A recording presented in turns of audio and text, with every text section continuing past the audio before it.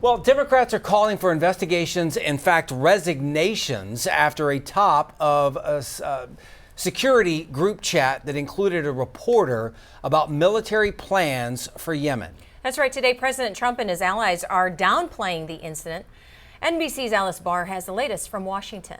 This disrespect for our... On Capitol Hill, growing outrage over that Signal group chat between top U.S. officials discussing sensitive details of impending airstrikes in Yemen, with a journalist inadvertently added. This is utterly unprofessional. There's been no apology. While from the White House, President Trump overnight downplayed the discussions. There was no problem, and the attack was a tremendous success. National Security Advisor Mike Waltz acknowledging he created the Signal thread. I take full responsibility. I built the group. That somehow invited the Atlantic magazine's top editor, Jeffrey Goldberg. We've got the best technical minds looking at how this happened. Goldberg says the chat included Vice President JD Vance and Defense Secretary Pete Hegseth, reporting that Hegseth texted information, quote, about targets, weapons the U.S. would be deploying, and attack sequencing 2 hours before U.S. strikes on the Iranian-backed Houthis in Yemen. Nobody's texting more plans.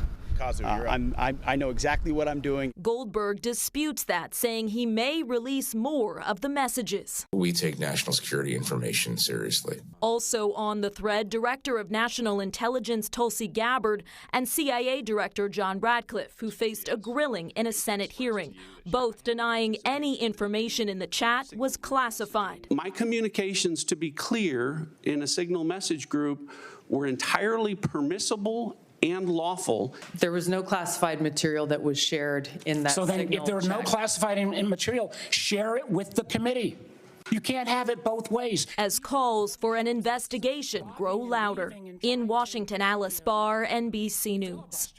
Homeland Security Secretary Kristi Noem will visit a high-security El Salvador prison later today. She'll make a stop at the Terrorism Confinement Center and be meeting with the president of that country. The center houses Venezuelan gang members who were recently removed from the United States.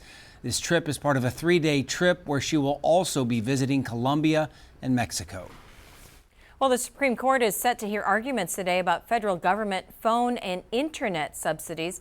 The government spends more than $8 billion a year for the services in schools, libraries, and rural areas. We pay for the service through a tax added onto phone bills.